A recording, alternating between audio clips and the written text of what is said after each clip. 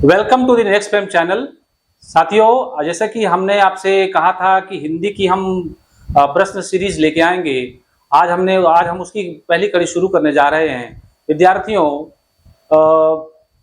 जैसे कि सिलेबस अभी तक हिंदी का नहीं आया है और उसके पहले हम चाहते हैं कि आप सभी के पास ऐसे बहुत सारे प्रश्न हो जाए और एक रफली आपके पास कम से कम एक खाका तैयार हो जाए, कुछ ऐसे आपके पास महत्वपूर्ण प्रश्न का संग्रह हो जाए जिससे आपके अंदर आत्मविश्वास जगे।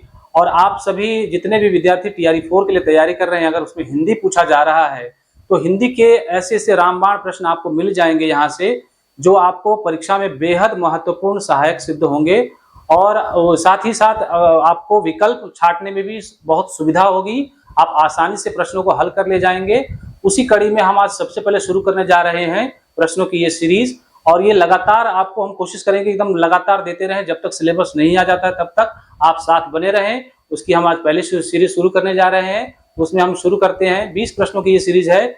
ये 20 प्रश्न दिखने में है लेकिन ये करीब 50 प्रश्नों के बराबर है, इसलिए आप उसको बहुत धैर्यपूर्वक सुनेंगे, देखेंगे उसको और नोट डाउन करते जाएंगे, जिससे ये आपकी स्मृति में भी बने रहे और जब आप चाहें तब उसको आप रिवाइज कर सके। और ये ऐसे ऐसे प्रश्न हैं जो कई बार पूछे गए हैं और पूछे जाने की पूरी पूरी संभावना रहती है। ठीक है, तो आज हम शुरू करते हैं। इसमें पहला प्रश्न है ये, आइए शुरू करते हैं। पहला प्रश्न ज्ञानपीठ पुरस्कार से संबंधित ये प्रश्न है कि पूछा गया है कि ज्ञानपीठ पुरस्कार की स्थापना किस वर्ष से मानी जाती है। तो इसका सही उत्तर हो जाएगा 1961 ईस्वी। 1961 ईस्वी में भारतीय ज्ञानपीठ पुरस्कार की शुरुआत हुई और यह भारतीय साहित्य के लिए दिया जाने वाला और साहित्य में दिया जाने वाला नोबेल पुरस्कार है, ज्ञानपीठ पुरस्कार। और सबसे पहला ज्ञानपीठ पुरस्कार मिला था 1965 में जी शंकर कुरुप को। इनको मिला था, जी शंकर कुरुप को मिला था। मलयालम लेखक है ये, इनको सबसे पहले ये ज्ञानपीठ पुरस्कार प्रदान किया गया था। ठीक है, चलते हैं अगले प्रश्न की तरफ। तो ज्ञानपीठ पुरस्कार की स्थापना किस वर्ष हुई थी? 1961 में हुई थी और सबसे पहला मिला था जी शंकर कुरुप को। और महिला में मिला था आशापूर्णा देवी को मिला था, जो बंगाली लेखिका हैं, उनको सबसे पहले ज्ञानपीठ पुरस्कार दिया गया था। ठीक है, आगे चलते हैं दूसरे प्रश्न की तरफ। और ये दूसरा प्रश्न है, हिंदी की पहली महिला आत्मकथा लेखिका निम्न में से कौन है? तो इसका सही उत्तर हो जाएगा जानकी देवी बजाज। जानकी देवी बजाज हो जाएगा इसका उत्तर। जानकी देवी बजाज हो जाएगा इसका उत्तर। ये हिंदी की पहली महिला आत्मकथा लेखिका मानी जाती है, जानकी देवी बजाज। बहुत महत्वपूर्ण प्रश्न है ये, आपको पूछा जाएगा। और जानते हैं आप महादेवी वर्मा को, ये छायावाद की प्रमुख 4 स्तंभों में से एक है। छायावादी कवि है, कवित्री है, ये छायावादी कवित्री है। और मीराबाई को जानते ही हैं आप, ये रैदास की शिष्या थी। रैदास, जिनको रविदास भी कहा जाता है, उनकी शिष्या थी ये। और ये कृष्ण को अपना सब कुछ मानती हैं, कृष्ण को अपना प्रियतम मानती है। ठीक है, और ये कृष्णा सोबती जो आधुनिक लेखिका है, इनको हाल ही फिलहाल में इनका निधन हुआ है। ये आधुनिक काल की लेखिका मानी जाती है, जिनका हाल फिलहाल में निधन हुआ है। ठीक है, चलते हम लोग अगले प्रश्न की तरफ। प्रश्न क्रमांक 3। प्रश्न क्रमांक 3 है, रामचरितमानस की भाषा क्या है? पहले हम लोग जान लेते कि रामचरितमानस किनके द्वारा लिखा गया है। तो रामचरितमानस जो है वह तुलसीदास जी के द्वारा लिखा गया है। और ये किस भाषा में लिखा गया है? तो रामचरितमानस जो है वह अवधी भाषा में लिखा गया है। अवधी मुख्यतः उत्तर प्रदेश में बोली जाती है, अवधी एक बोली है। ठीक है, तो रामचरितमानस जो है वह अवधी भाषा में लिखा गया है। ठीक है, चलते हैं हम लोग अगले प्रश्न की तरफ। और रामचरितमानस के लेखक कौन है? तो गोस्वामी तुलसीदास हैं।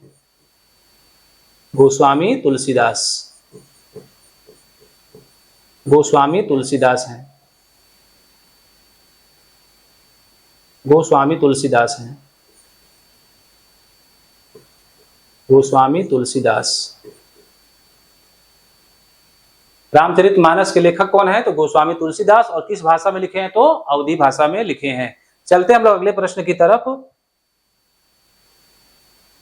अगला प्रश्न है, विश्व हिंदी दिवस कब मनाया जाता है? आज साथियों आप लोगों ने सुना होगा कि हिंदी दिवस मनाया जाता है, तो हिंदी दिवस के बारे में आप लोग जानते ही हैं।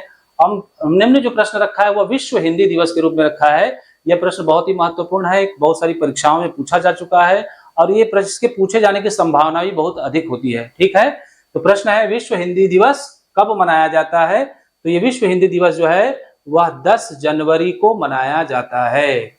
10 जनवरी को विश्व हिंदी दिवस मनाया जाता है। और अपनी जो हम हिंदी दिवस मनाते हैं भारत में, वह 14 सितंबर को मनाया जाता है।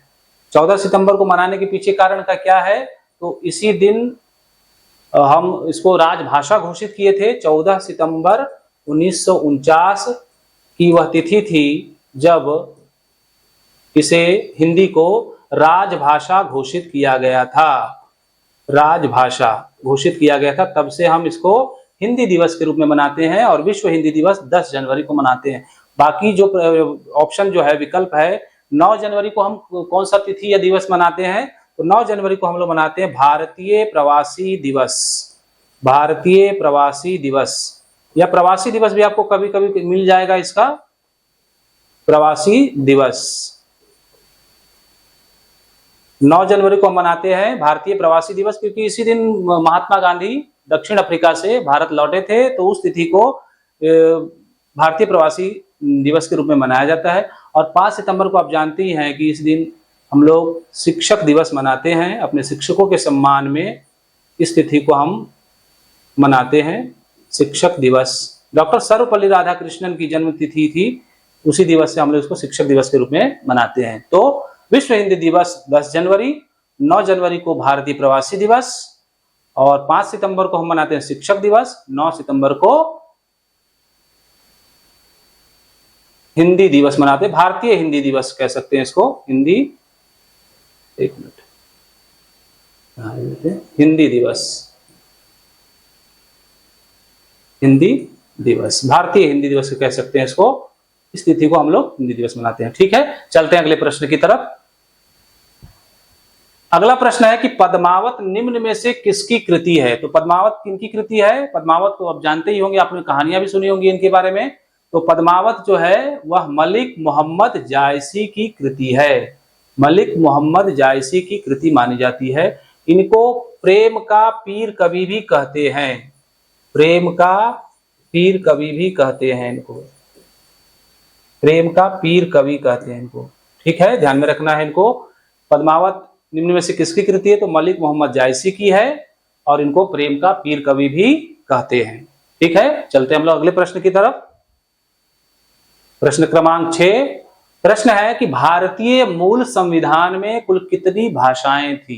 यानी भारत का जब संविधान लिखा जा रहा था तो उसमें कितनी भाषाएं थी? उस समय कितनी भाषाएं थी? इसमें से पहला ऑप्शन है 22, दूसरा है 8, तीसरा है 14 और डी में है 16।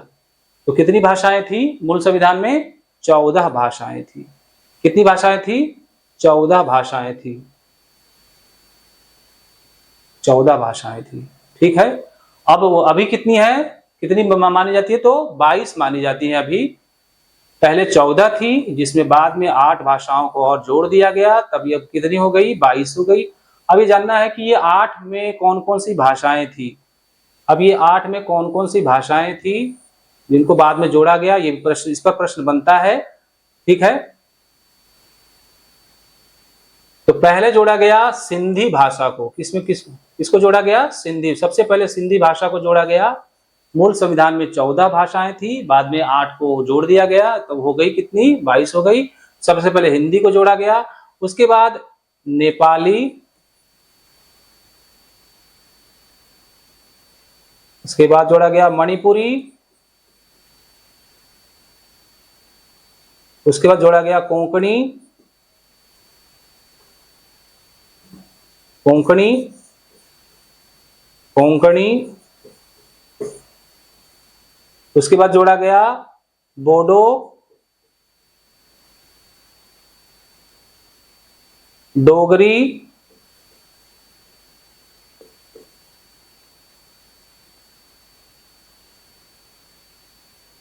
उसके बाद जोड़ा गया मैथिली, और उसके बाद जोड़ दिया गया संथाली। तो इस तरह से 22 भाषाएं हो गई।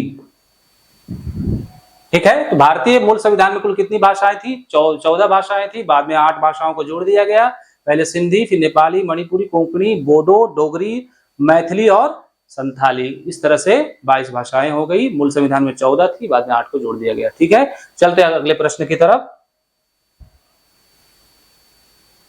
अब है अगला प्रश्न, खरोष्ठी लिपि। मित्रों, मैं एक बात आपसे कहना चाहता हूं, जिन खोजा तिन पाइया, गहरे पानी पैठ, मैं बपुड़ा बूरन डरा रहा किनारे बैठ। जिसने भी प्रयास किया, जिसने भी कोशिश की, उसको अवश्य कुछ न कुछ हासिल हुआ है। यह जो अभी बात हमने कही है, उसका अर्थ यह है कि अगर किनारे पर रहने वाले व्यक्ति को कुछ हासिल नहीं होता है, जो व्यक्ति गोता लगाता है वह जरूर गहराई में जाकर के कुछ न कुछ अवश्य पा लेता है, उसको कुछ न कुछ अवश्य हासिल होता है। इसलिए मेरे प्यारे साथियों, आप लोग मेहनत कीजिए, परिश्रम कीजिए। मेरे प्यारे भाइयों बहनों, आप अभी से लग जाइए, किसी चीज की इंतजार मत कीजिए, है ना, क्योंकि पता ही, आप लोग जानते ही हैं कि इंतजार करने वाले के हाथ में कुछ हासिल नहीं लगता, उसको कुछ मिलता नहीं है। तो आप निश्चित रूप से अभी से लग जाइए, आपको अवश्य कुछ न कुछ मिलेगा, जरूर मिलेगा, और आप सफल होंगे। आपके हाथ में एक अच्छी सी नौकरी होगी, उसके बाद आपके सारे सपने धीरे धीरे पूरे हो जाएंगे। इसलिए आप बने रहें। निश्चित रूप से हम हिंदी को लेकर के आपके मन में जो डर है उसको हम अवश्य दूर करेंगे, और आपको चयन कराने में हम पूरा पूरा सहयोग करेंगे। आप बने रहे हमारे साथ। चलते हम लोग अगले प्रश्न की तरफ, कि खरोष्ठी लिपि कैसे लिखी जाती है? दाएं से बाएं, ऊपर से नीचे, नीचे से ऊपर, या बाएं से दाएं लिखी जाती है? तो ये खरोष्ठी लिपि है, यह उर्दू भाषा की जो लिखी जाती है उसके लिए है ये, और ये लिखी जाती है दाएं से बाएं लिखी जाती है। कैसे लिखी जाती है? दाएं से बाएं लिखी जाती है। और एक होती है ब्राह्मी लिपि। ब्राह्मी लिपि जिसको हम बाएं से दाएं लिखते हैं, और ब्राह्मी लिपि से ही निकली है देवनागरी लिपि। देवनागरी लिपि निकली है, देवनागरी लिपि, है ना। तो ऐसी देवनागरी लिपि में कौन कौन सी भाषाएं लिखी जाती है, तो इसको आप जानते ही हैं। देवनागरी हो गया हिंदी, संस्कृत, संस्कृत हो गया, उसके बाद हो गया मराठी, नेपाली, और ये जो खरोष्ठी लिपि है इसमें उर्दू ये लिखा जाता है दाएं से बाएं। बाएं से दाएं कौन सी? ब्राह्मी लिपि, और दाएं से बाएं जो है खरोष्ठी लिपि जाती है, जिसमें उर्दू आती है। ठीक है, अब चलते हैं हम लोग अगले प्रश्न की तरफ। एक और इसमें प्रश्न पूछा जाता है कि, ऐसे प्रश्न पूछा जाता है कि निम्न में से गुरुमुखी लिपि किस भाषा में लिखी जाती है? तो गुरुमुखी लिपि के लिए क्या है? पंजाबी भाषा। पंजाबी भाषा किस लिपि में लिखी जाती है? गुरुमुखी लिपि में। ठीक है, चलते हम लोग अगले प्रश्न की तरफ। 8वां प्रश्न है कि निम्न में से राजस्थानी बोली कौन सी है? देखिए, बोली और भाषा के ऊपर हम लोग एक भाषा विज्ञान पर हम लोग एक सीरीज लेके आएंगे, जिसमें आपकी भाषा से संबंधित सारी परेशानियां दूर हो जाएंगी, कि कौन से राज्य में कौन कौन सी भाषाएं बोली जाती है, उनकी उपबोलियां क्या है, ये सब सारे प्रश्न हम उसमें इंक्लूड करेंगे, जोड़ेंगे हम लोग। तो ये प्रश्न है कि निम्न में से राजस्थानी बोली कौन सी है? तो इसका सही उत्तर क्या हो जाएगा? मालवी। इसका सही उत्तर क्या हो जाएगा? मालवी हो जाएगा। गढ़वाली जो है ये पहाड़ी प्रदेश में बोला जाता है, उत्तराखंड वगैरह में, बघेली छत्तीसगढ़ में, और मैथिली जो है बिहार में बोली जाती है, स्पेशली उत्तरी बिहार में, दरभंगा वगैरह, दरभंगा, मधुबनी आदि क्षेत्र में बोली जाती है। तो इसका सही उत्तर क्या हो जाएगा? राजस्थानी बोली कौन सी है इसमें से? तो मालवी है। मेवाती, मारवाड़ी इत्यादि जो है राजस्थानी बोली के अंतर्गत आती है। चलते हैं हम लोग अगले प्रश्न की तरफ। अगला प्रश्न है, 9वां प्रश्न है कि लिपि का विकास क्रम निम्न में से क्या है? लिपि का विकास क्रम निम्न में से क्या है? तो इसका सही उत्तर क्या हो जाएगा? पहले ऑप्शन पढ़ देते हैं आपके सामने। ध्वनि लिपि है, भाव लिपि है, प्रतीक लिपि है, चित्र लिपि है। यही है, उल्टे क्रम में लिखा गया, आगे पीछे है। इसका सही उत्तर क्या हो जाएगा? ऑप्शन नंबर डी हो जाएगा। चित्र लिपि पहले आएगा, फिर प्रतीक लिपि, भाव लिपि, ध्वनि लिपि। ठीक है, तो ये इसका सही उत्तर क्या हो जाएगा? Option number D. पहले चित्र लिपि, प्रतीक लिपि, भाव लिपि और ध्वनि लिपि। ठीक है, चलते हम लोग अगले प्रश्न की तरफ। शुद्ध वर्तनी पहचानना है। प्रश्न को ध्यान पूर्वक देख लीजिए। वर्तनी संबंधी प्रश्नों को ये आपके अभ्यास से ही इसको सही कर सकते हैं। आप अभ्यास कीजिए, जब भी आप पढ़ रहे हैं चीजों को बहुत ध्यान से पढ़िए, तब जाकर के आप उसको सही कर ले जाएंगे। शुद्ध वर्तनी पहचानिए, इसमें से कौन कौन सा शुद्ध वर्तनी वाला शब्द है। तो शुद्ध वर्तनी के लिए ऑप्शन नंबर क्या हो जाएगा, सी हो जाएगा। सही उत्तर है ईर्ष्या। इसका सही उत्तर क्या है, ईर्ष्या। बाकी सभी विकल्पों को हम लोग देख लेते हैं। खुशबू हम लोग कैसे लिखेंगे, इस तरह से लिखेंगे खुशबू, खुशबू। श्रृंगार, तो पहले ही ये श है, उसमें हमने र जोड़ दिया। एक मिनट, श्रृंगार, ये पहले ही श है, इसमें हमने री जोड़ दिया है, ऊपर अनुस्वार लग जाएगा, ये हो जाएगा श्रृंगार। ठीक है, और ये ईर्ष्या ऐसे सही है। उसके बाद क्या है, ये संन्यास। संन्यास के लिए हम सबसे पहले अनुस्वार लगाएंगे, उसके बाद आदाना लगा देंगे, उसके बाद ये इस तरह से ये सही हो जाएगा संन्यास। ठीक है सब दोस्तों, आगे बढ़ते हैं हम लोग अगले प्रश्न की तरफ।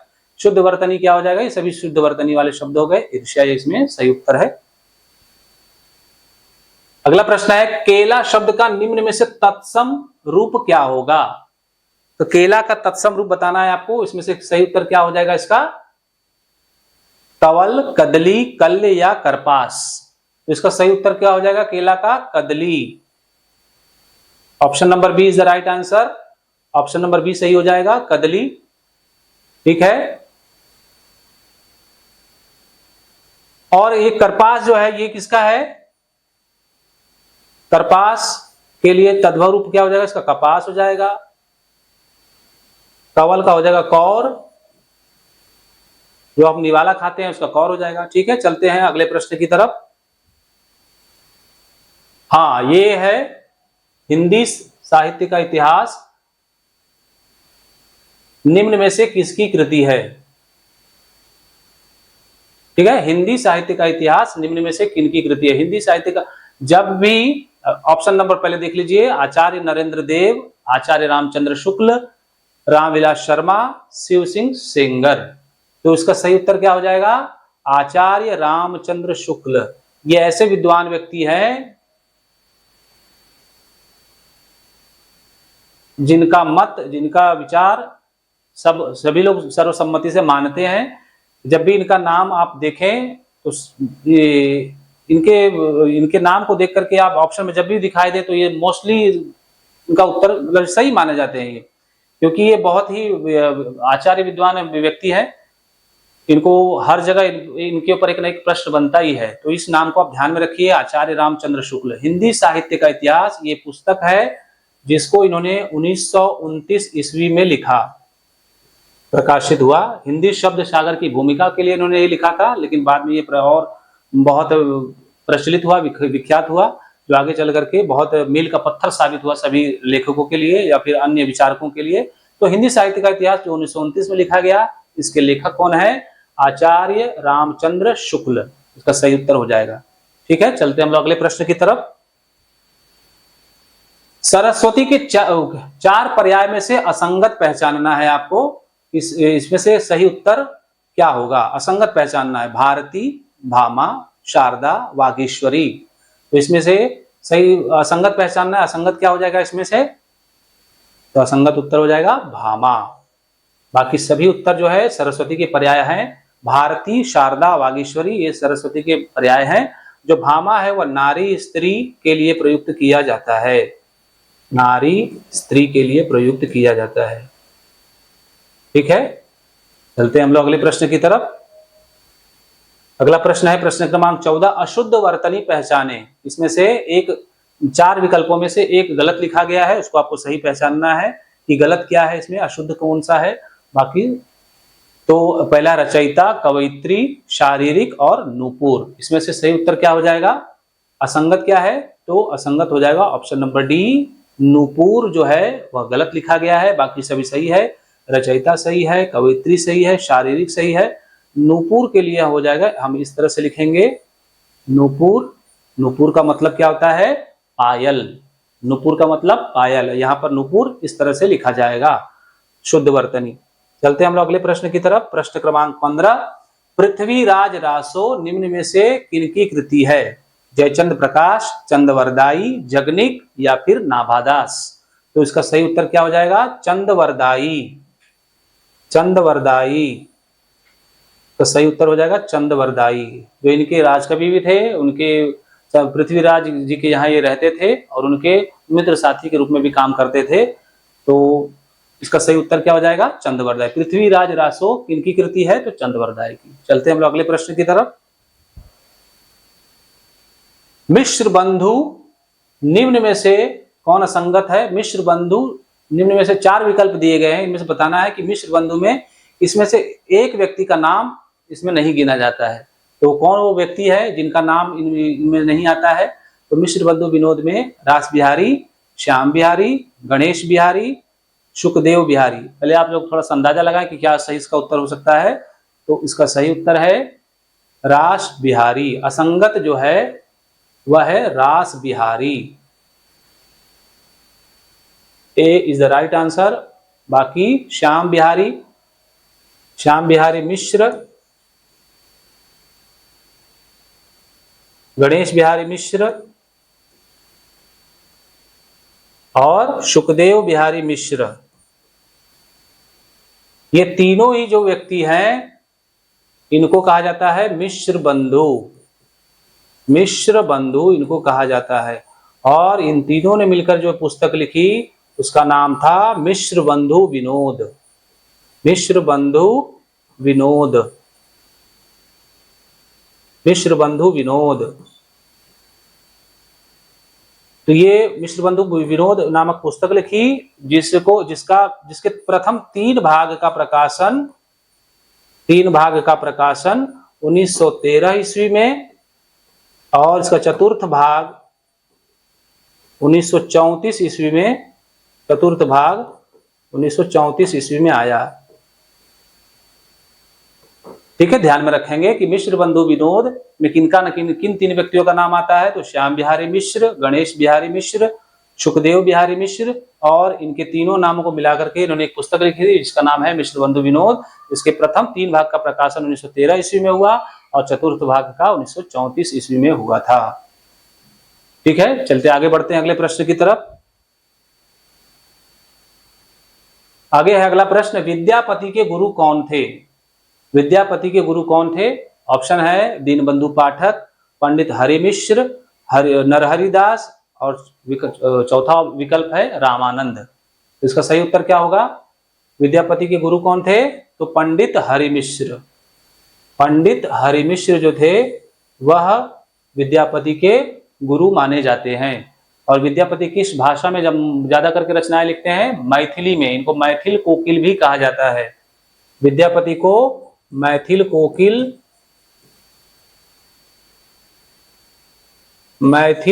भी कहा जाता है।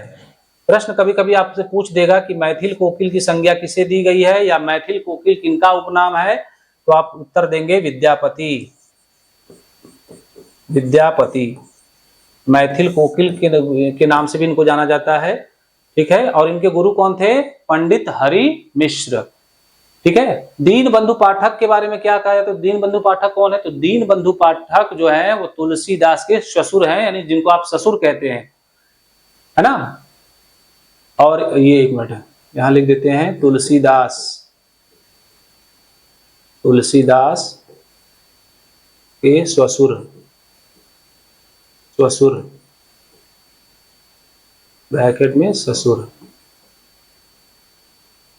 और तुलसीदास की पत्नी का नाम क्या था? रत्नावली। रत्नावली के ही पिता थे दीनबंधु पाठक। अगला है नरहरिदास। ये किनके गुरु थे? तो तुलसीदास के गुरु थे। कहीं कहीं आपको नरहरियानंद भी मिलेगा।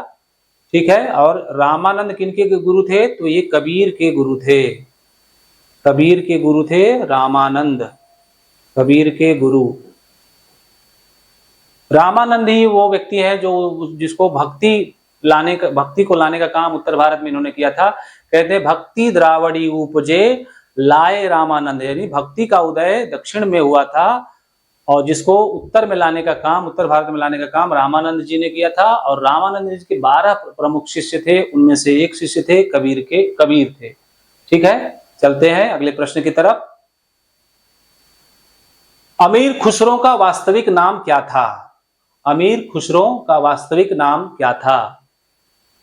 ऑप्शन है कवि शेखर, अबुल फजल, अबुल हसन, अभिनव जयदेव। तो उसका सही उत्तर क्या हो जाएगा? Abul Hasan. Option number C is the right answer. Amir Khusro का वास्तविक नाम क्या था? अबुल हसन। ठीक है, कवि शेखर अभी हम लोगों ने देखा ये विद्यापति का उपनाम है, विद्यापति का अन्य नाम है ये, विद्यापति के अन्य नाम, जिस अन्य नाम से जाना जाता है इनको। और अभिनव जयदेव भी इन्हीं को कहा जाता है। अबुल फजल कौन थे? तो अकबर के 9 रत्नों में से एक थे। और प्रश्न कभी कभी बनता है कि अकबर के का राजस्व मंत्री कौन था? तो टोडरमल। अकबर के राजस्व मंत्री कौन थे? टोडरमल थे। और अकबर के 9 रत्नों में से ही एक व्यक्ति थे अबुल फजल। ठीक है, चलते हम लोग अगले प्रश्न की तरफ। अब हम लोग अपने सीरीज के अंतिम पड़ाव की ओर है। आप लोगों ने महसूस किया होगा कि प्रश्न बहुत अच्छे थे और इससे भी बेहतर प्रश्न आप लोगों के लिए हम लाएंगे। बस आप बने रहिए साथ में। जब जैसे ही सिलेबस पाठ्यक्रम आ जाएगा, पाठ्यक्रम से इतने भीतरी प्रश्न हम लोग लेकर के आएंगे, इतने गूढ़ प्रश्न लेके आएंगे, जिससे आपके प्रश्न कहीं छूटने की कोई संभावना ही नहीं रहेगी। तो हम आपको आशा दिलाते हैं, भरोसा दिलाते हैं कि आप बने रहिए हमारे साथ और अपने दोस्तों को शेयर कीजिए और आप दिन रात मेहनत कीजिए, पढ़ाई कीजिए, क्योंकि नौकरी मिलना बहुत मुश्किल है। जानते हैं बहुत कम सीटें आई है, लेकिन उसमें से एक सीट आपको पक्का करना है। इसलिए आप हमारे साथ बने रहें और निरंतर अभ्यास करते रहें। करते हैं कि करत करत अभ्यास ते जड़ मति हो तो सुजान, रसरी यावत जाते शिल पर पड़त निशान। बार बार अभ्यास करने से क्या नहीं आप हासिल कर सकते हैं। अभ्यास कीजिए, चीजों को दोहराते रहिए, प्रयत्न करते रहिए, निश्चित रूप से आपको वो चीज मिलेगी जिसके लिए आप लगातार कई वर्षों से संघर्ष कर रहे हैं और निश्चित रूप से आप सफल होंगे। ठीक है, चलते हम लोग अपने अगले प्रश्न की तरफ। लिंग की दृष्टि से दही क्या है? पूछा जाता है, बहुत ही महत्वपूर्ण प्रश्न है। तो इसका विकल्प है स्त्रीलिंग है कि नपुंसक लिंग है कि उभय लिंग है या इनमें से कोई नहीं। तो साथियों सोच विचार करके बताना कि आप इसका सही उत्तर क्या हो सकता है। आपने अगर मन में उत्तर बना लिया हो तो आप उसका अपने कमेंट में जरूर इसका उत्तर आप लिखिए, ताकि पता चले कि वास्तव में इसका उत्तर आपको पहले से पता था या नहीं था। तो लिंग की दृष्टि से दही क्या है? तो दही इसमें से सही, इसका सही उत्तर हो जाएगा इनमें से कोई नहीं। इसका सही उत्तर हो जाएगा इनमें से कोई नहीं, बल्कि दही लिंग की दृष्टि से क्या है? तो ये पुल्लिंग है, पुल्लिंग है। जो प्रश्न बनाने वाले जो लोग हैं वो ऐसे, जब आप तक अपने दही का इस्तेमाल आपने कैसे किया होगा? दही खट्टी है, दही खट्टी है, स्त्रीलिंग के रूप में आप इसको उपयोग करते हैं। लेकिन प्रश्न बनाने वाला व्यक्ति इन्हीं सब चीजों को, छोटी छोटी चीजों को देखता है और प्रश्न बनाता है और वहीं आप फंस जाते हैं और आपका एक उत्तर, एक अंक आपको बहुत पीछे ले जाता है। ठीक है साथियों, तो दही क्या है? शब्द की दृष्टि से क्या है? सही ये पुल्लिंग है, दही पुल्लिंग है। इसका सही उत्तर पुल्लिंग हो जाएगा। अब आज का अंतिम प्रश्न है ये कि हिंदी भाषा में कितने स्वर हैं? बहुत ही देखने में सिंपल प्रश्न लगता है, इसमें एक दो शब्द आगे पीछे कर जाएगा तो आप फंस जाएंगे। कभी कभी पूछता है कि हिंदी भाषा में कुल कितने स्वर हैं? जब कुल कह दे कि कुल कितने स्वर हैं तो उत्तर हो जाएगा 13।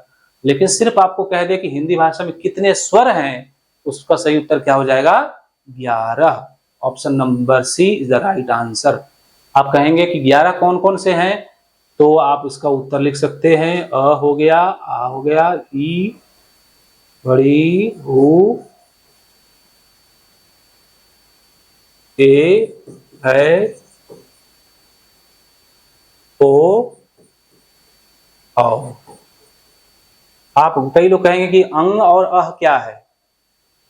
अंग और अह क्या है? तो ये दोनों अलग रखा गया है, इसको कहते हैं अयोगवाह। अयोगवाह, अयोगवाह की संख्या कितनी है? तो 2 मानी जाती है ना। ये दोनों है, इसको अनुस्वार कहते हैं और इसको कहते हैं विसर्ग। कुल कहेगा तो इन दोनों को जोड़ देना है और सिर्फ पूछे कि कितने स्वर हैं तो उसमें आपको बताना है 11। कितने स्वर हैं? 11। और कुल लगा दे, कुल कितने स्वर हैं? कुल कितने स्वर हैं? तो उसमें आपका उत्तर हो जाएगा 13। तो इन छोटी छोटी चीजों को ध्यान में रखना है और अभ्यास करते रहना है। निश्चित रूप से आप सफल होंगे और अपनी मंजिल को प्राप्त करेंगे।